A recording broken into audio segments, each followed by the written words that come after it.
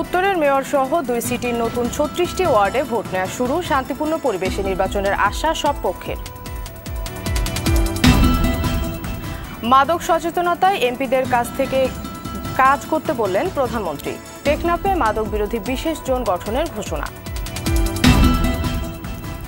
জম্মু কাশ্মীরে পাকিস্তানি হামলায় ভারতের 6 সেনা সহ নিহত 7। চরম উত্তেজনার মধ্যেই ফের আলোচনার প্রস্তাব ইমরানের, নীরব মোদি। এবং হ্যামিল্টন টেস্টের প্রথম দিনে নিউজিল্যান্ডের বিপক্ষে 234 রানের অল আউট বাংলাদেশ। দেশের হয়ে সর্বোচ্চ 9 সেঞ্চুরি তামিম ইকবালের।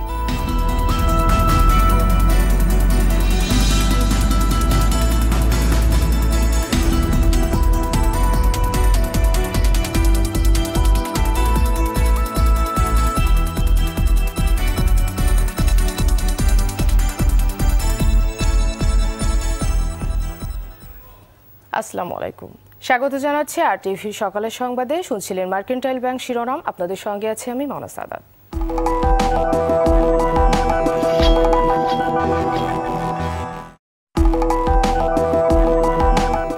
ঢাকা উত্তর সিটির উপনির্বাচনে মেয়র পদে ভোট নেওয়া শুরু হয়েছে। একই সঙ্গে ভোট গ্রহণ চলছে উত্তর ও দক্ষিণ সিটির 18টি করে মোট 36টি নতুন ওয়ার্ডে। বৈরী আবহাওয়ার মধ্যেই সকাল 8টা থেকে ভোট শুরু হয়, চলবে বিকেল 4টা পর্যন্ত। সকাল 9টায় উত্তরা 4 নম্বর সেক্টরে নব হাবিবুল্লাহ মডেল স্কুল অ্যান্ড কলেজে আওয়ামী লীগের প্রার্থী আতিকুল ইসলাম ভোট দেন। ভোট শেষে তিনি জানান, তিনি জয়ের ব্যাপারে শতভাগ আশাবাদী। এই নির্বাচনে বিএনপি সহ জাতীয় ঐক্যফ্রন্ট ও বাম গণতান্ত্রিক ফ্রন্ট সহ নিবন্ধিত আরও অনেক রাজনৈতিক দল অংশ নেয়নি।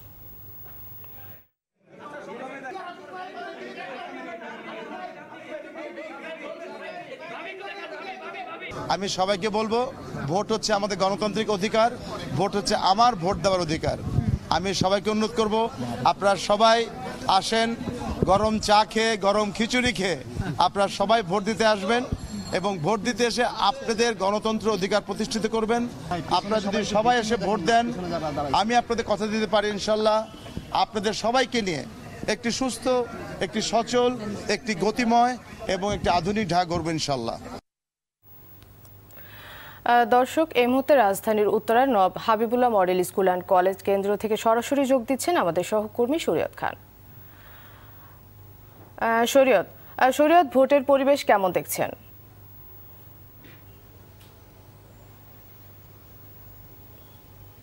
মোনা, আপনি জানেন যে সকাল 8টা থেকে এখানে নির্বাচন শুরু হয়েছে। আমরা দেখতে পাচ্ছি যে সকাল 8টা থেকে এখানে কয়েকজন ভোটার এসে ভোট দিয়েছেন। তবে সকাল থেকেই থেমে থেমে বৃষ্টি হওয়ার কারণে এখানে ভোটার উপস্থিতি কিছুটা কম ছিল। তবে সংশ্লিষ্টরা আশা করছেন যে বেলা বাড়ার সাথে সাথে এবং বৃষ্টি ইতিমধ্যে কমে গিয়েছে, তবে এখন ভোটার আসতে শুরু করেছেন এবং এই ভোটার আসার উপস্থিতি আরও বেড়ে যাবেন বলে তারা আশা করছেন। আর মোনা, আপনাকে আরেকটি বিষয় জানিয়ে রাখি যে কিছুক্ষণ আগে সকাল 9টার দিকে এখানে উত্তরের আওয়ামী লীগের যে মেয়র প্রার্থী তিনি এসে ভোট দিয়েছেন। তিনি ভোট দেওয়ার পরে তার জয়ের ব্যাপারে শতভাগ আশা প্রকাশ করেছেন এবং তিনি বলেছেন যে তিনি যদি জয়ী হন তাহলে সে সবাইকে নিয়ে কাজ করবেন। এখানে আওয়ামী লীগ বিএনপি দেখার বিষয় না, তিনি সবাইকে একসঙ্গে নিয়ে কাজ করবেন। আর আরেকটি বিষয় জানিয়ে রাখি যে আপনি জানেন যে এই ঢাকা উত্তর সিটি কর্পোরেশন নির্বাচনে মেয়র পদে উপনির্বাচন অনুষ্ঠিত হচ্ছে এবং উত্তরে আরও 18টি এই ওয়ার্ডে সাধারণ নির্বাচন অনুষ্ঠিত হচ্ছে। এছাড়া একটি শূন্য আসনে উপনির্বাচন অনুষ্ঠিত হচ্ছে। আমরা এখানে দেখতে পাচ্ছেন যে এখন আসলে ভোটার উপস্থিতি আস্তে আস্তে বাড়তে শুরু করেছে, তবে সবাই মনে করছেন যে আস্তে আস্তে এই ভোটার উপস্থিতি আরও বাড়বে। মোনা, ধন্যবাদ শরীয়ত। দর্শক, এতক্ষণ উত্তরার নব Habibullah model school and college কেন্দ্র থেকে জানাচ্ছিলেন আমাদের সহকর্মী শরীয়ত খান। এই মুহূর্তে ঢাকা দক্ষিণের যাত্রাবাড়ি এলাকার একটি কেন্দ্র থেকে সরাসরি যোগ দিচ্ছেন আমাদের সহকর্মী সোহেল রানা। সোহেল, ভোটার উপস্থিতি কেমন দেখছেন? তারা পরিবেশ নিয়ে কি বলছেন?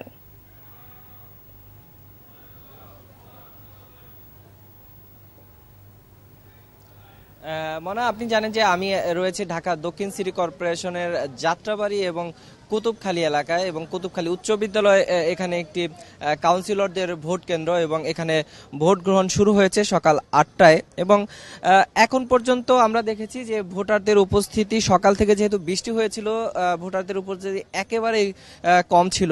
এখন আস্তে আস্তে বৃষ্টি নেই আর বেলা বাড়ার সঙ্গে সঙ্গে হয়তো ভোটারদের উপস্থিতি আরো বাড়বে এবং আমরা ভোটারদের সঙ্গেও কথা বলেছি, তারা বলছেন যে বৃষ্টির কারণে তারা আসতে পারেনি। এখন কিছু কিছু ভোটার আমরা দেখছি লাইন ধরেই তারা ঢুকছে ভোট কেন্দ্রে ভোট দেওয়ার জন্য। তবে আরেকটি বিষয় এখানে লক্ষণীয় যে ভোটারদের বলছেন যে ভোট কেন্দ্রতে ভোট দিতে তাদের কোনো সমস্যা হয়নি, কারণ নির্দিষ্ট ভোটার লিস্ট অনুযায়ী তারা তাদের ভোটার নম্বর খুঁজে পাচ্ছেন এবং সেই অনুযায়ী তারা ভোট প্রয়োগ করছেন। এবং আরেকটি বিষয়, এখানে আইন শৃঙ্খলা পরিস্থিতিও রয়েছে পর্যাপ্ত পরিমাণে। পুলিশ এবং আনসাররা তারা দায়িত্ব পালন করছেন এবং এখানে প্রিজাইডিং অফিসার, পুলিং অফিসার যারা রয়েছেন নির্বাচন কমিশন থেকে তারাও দায়িত্ব পালন করেছেন এবং নির্দিষ্ট সময়ে ভোট কেন্দ্রে ব্যালট পেপার, যেমন আজকে সকালে কিন্তু ব্যালট পেপার ভোট কেন্দ্রগুলোতে পাঠানো হয়েছে।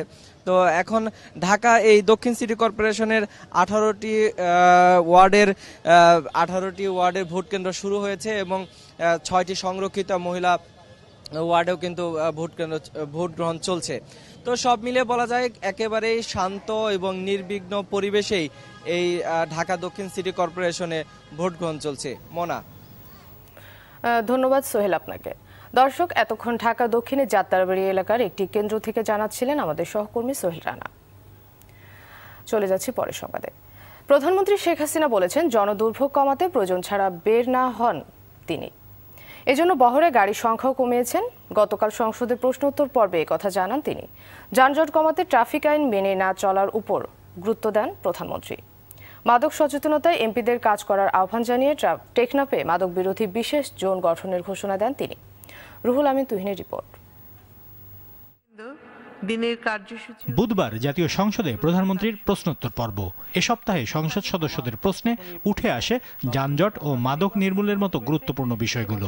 ঢাকা মহানগরী যানজট নিরসনের দিদারুল আলমের তারকা চিহ্নিত প্রশ্নের জবাবে প্রধানমন্ত্রী তুলে ধরেন ঢাকার যানজট নিরসনে সরকারের পরিকল্পনা। ইসিবি চত্বর হতে মিরপুর পর্যন্ত সড়ক প্রশস্তকরণ, উন্নয়ন এবং কালসি মোড়ে ফ্লাইওভার নির্মাণ করা হবে।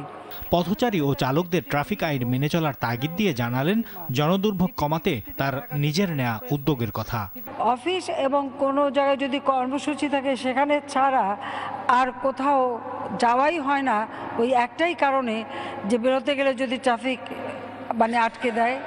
এমনকি গাড়ির সংখ্যা, আমি যখন প্রথম প্রধানমন্ত্রী হয়ে আসলাম 2009-এ, আমি দেখলাম আমার সাথে প্রধানমন্ত্রী গাড়ি বহরে 52খানা গাড়ি।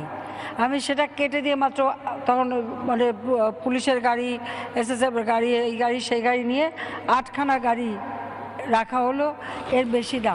মাদক বিরোধী অভিযান চলমান রাখার কথা জানিয়ে মাদকের ছোবল থেকে যুব সমাজকে রক্ষায় ভবিষ্যৎ পরিকল্পনা তুলে ধরেন প্রধানমন্ত্রী। যারা মাদকাসক্ত তাদেরকে আমরা চিকিৎসার ব্যবস্থা করছি, যারা আত্মসমর্পণ করছে তাদেরকে আমরা আর্থিক সহায়তা দেব। ইতিমধ্যে সেটা ব্যবস্থা নিয়েছি যে আর্থিক সহায়তা দিয়ে তার জন্য নতুন অন্য ব্যবসা বাণিজ্য করে ভালোভাবে চলতে পারে, সেই ব্যবস্থাটা আমরা করে দেওয়ার পরিকল্পনা নিচ্ছি। মাদক নির্মূলে সংসদ সদস্যদেরও নিজ নিজ এলাকায় উদ্যোগী হওয়ার আহ্বান জানান সংসদ নেতা। ওনাদেরও কর্তব্য আছে এ ব্যাপারে জনসচেতনতা সৃষ্টি করা। রুহুল আমিন তুহিন, RTV। রাজধানীর ভাসানটেকে জাহাঙ্গীর বস্তিতে অগ্নিকাণ্ডের ঘটনা ঘটেছে। বুধবার রাত 1টার দিকে আগুনের সূত্রপাত হয়। খবর পেয়ে ফায়ার সার্ভিসের 21টি ইউনিট প্রায় 2.5 ঘন্টার চেষ্টায় আগুন নিয়ন্ত্রণে আনে। কিভাবে আগুনের সূত্রপাত হয়েছে তা নিশ্চিত করে বলতে পারেনি ফায়ার সার্ভিস। আগুনে প্রায় শতাধিক ঘর পুড়ে গেছে।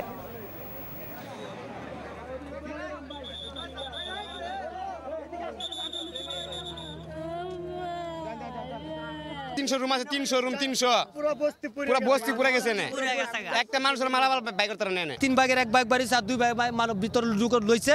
আমরা মানুষ ভাই বাড়িতে পারছি না ভাই। আমার 5টা রুম একটারও পাই না, একটারও খুঁজে পাই না। অনেক বড় আগুন লাগছে, বুঝছেন? অনেক বহুত মানুষ মারাও গেছে, মিশাও তো গেলাম। ভিতরে ঢোকার কোনো রাস্তা নেই, নিচে পানি, এই অবস্থায় বসবাস। আর এই অবস্থায় যদি আগুন লাগে আসলে আমাদের মুভ করা যেমন কঠিন, যারা বসবাস করে তাদের বের হয়ে আসাও কঠিন।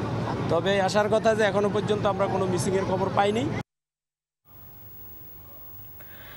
পুরান ঢাকার আবাসিক এলাকা থেকে রাসায়নিক দ্রব্যের গুদাম সরানোর অভিযান শুরু আজ থেকে। পাশাপাশি ফুটপাতও দখলমুক্ত করা হবে। বুধবার দুপুরে নগর ভবনে এক আলোচনায় এসব কথা জানালেন দক্ষিণ সিটির মেয়র সাইদ খোকন। শাহাবুদ্দিন শিহাবের রিপোর্ট। 2010 সালে নিমতলির আগুনের পরেই সিদ্ধান্ত হয়েছিল পুরান ঢাকার আবাসিক এলাকায় রাসায়নিকের গুদাম রাখা যাবে না। তবে সিদ্ধান্তের বাস্তবায়ন কিছুটা ঢিমে তালে চললেও 20 ফেব্রুয়ারি চকবাজারের আগুনের পর নড়েচড়ে বসে প্রশাসন। বুধবার দুপুরে নগর ভবনে ঘটনা তুলে ধরে মেয়র সাইদ খোকন বলেন, বৃহস্পতিবার থেকে পুরান ঢাকায় যেসব বাড়িতে রাসায়নিক পাওয়া যাবে সেগুলোর মালিকদের বিরুদ্ধে ব্যবস্থা নেওয়া হবে। অভিযান পরিচালনা আমরা শুরু করতে যাচ্ছি। 1 মাসের মধ্যে ঝুঁকিপূর্ণ সমস্ত ভবন থেকে আমরা এই সমস্ত ঝুঁকিপূর্ণ কেমিক্যাল গোডাউন সরিয়ে নিয়ে আমাদের নাগরিকদের নিরাপত্তা আমরা ইনশাল্লাহ নিশ্চিত করব। মাদক, সন্ত্রাস ও অবৈধ দখল মুক্ত ঢাকা গড়তে করণীয় নিয়ে আলোচনায় মেয়র বলেন, পথচারীদের চলাচল নির্বিঘ্ন করতে ফুটপাত থেকে আবারও হকার উচ্ছেদ করা হবে। 3,500 লোকের জন্য লক্ষ কোটি মানুষের জীবন চলাচল স্থবির হয়ে যাক, এটা কখনো কাম্য হতে পারে না। এই হকার উচ্ছেদ কার্যক্রম শুরু করেছে, আমরা এটা অব্যাহত রেখে পথচারীদের পথ চলাচল নিশ্চিত করতে চাই। সভায় স্বরাষ্ট্রমন্ত্রী বলেন, পুলিশের কাজ মানুষ মারা নয়, বরং যারা মাদক থেকে ফিরে আসতে চায় তাদের সহযোগিতা করা হবে। আলোচকরা সব ধরনের অবৈধ কর্মকাণ্ড দমনের তাগিদ দেন। শাহাবুদ্দিন শিহাব, RTV, ঢাকা। ভারত পাকিস্তানের মধ্যে উত্তেজনা আরও বাড়লে পুরো উপমহাদেশে নিরাপত্তা হুমকিতে পড়বে, এমনটাই মনে করেন নিরাপত্তা বিশ্লেষক অবসরপ্রাপ্ত মেজর জেনারেল মোহাম্মদ আলী শিকদার। আর আন্তর্জাতিক সম্পর্ক বিশেষজ্ঞ অধ্যাপক দেলোয়ার হোসেনের মতে, নিজেদের অস্তিত্ব জানান দেওয়ার চেষ্টা করলেও দেশ দুটি বড় ধরনের যুদ্ধে জড়াবে না। মাইদুর রহমান রুবেলের রিপোর্ট। কাশ্মীর ইস্যুতে সারা বছরে উত্তেজনা বিরাজ করে ভারত পাকিস্তানের সীমানায়। সম্প্রতি দুটি দেশের পাল্টাপাল্টি হামলা চালানোকে কেন্দ্র করে আরো উত্তপ্ত হয় পরিস্থিতি। যুদ্ধে জড়ালে পাকিস্তানের তুলনায় ক্ষতি বেশি হবে ভারতের। নিজেদের স্বার্থে যুদ্ধের মতো সহিংসতা এড়ানো উচিত বলে মনে করেন আন্তর্জাতিক সম্পর্ক বিশেষজ্ঞ অধ্যাপক দেলোয়ার হোসেন। ফুল স্কেল বা বড় ধরনের যুদ্ধের দিকে যাওয়ার সম্ভাবনা নাই, কারণ এখানে দুটো দেশেরই যে সামরিক শক্তির মধ্যে পারমাণবিক অস্ত্র আছে এবং তারা জানে যে শেষ পর্যন্ত এমন একটা পর্যায়ে যেতে পারে যেটি আসলে কারো পক্ষে সেটি মেনে নেওয়া সম্ভব না। ভারত পাকিস্তান নিশ্চয়ই তাদের অবস্থান পুনর্মূল্যায়ন করবে। দেশ দুটি পারমাণবিক শক্তিধর হওয়ায় যুদ্ধ হলে আশপাশের রাষ্ট্রগুলো নিরাপত্তা সংকটে পড়তে পারে বলে ধারণা মোহাম্মদ আলী শিকদারের। সবার নিরাপত্তার স্বার্থে আলোচনার মাধ্যমে বিষয়টি নিষ্পত্তি হওয়া উচিত বলে মনে করেন তিনি। সবারই আশঙ্কা হচ্ছে যে এটিকে কেন্দ্র করে এটি যদি আরও অবনতি হয় তাহলে একটা যুদ্ধ অবস্থারও সৃষ্টি হতে পারে। তো সেটি হলে অবশ্যই সমগ্র উপমহাদেশীয় যে নিরাপত্তা ব্যবস্থা বলেন, সামগ্রিকভাবে যে পরিস্থিতি পরিবেশ সেটি ক্ষতিগ্রস্ত হবে। দেশের অর্থনীতি ধ্বংস করতে না চাইলে বিষয়টিকে দ্রুত মীমাংসা করতে ভারতকেই উদ্যোগী হতে হবে বলে মনে করেন নিরাপত্তা বিশ্লেষকরা। মাইদুর রহমান রুবেল, RTV, ঢাকা। সকালের সংবাদ শেষ করার আগে মার্কেন্টাইল ব্যাংক শিরোনামগুলো আরও একবার।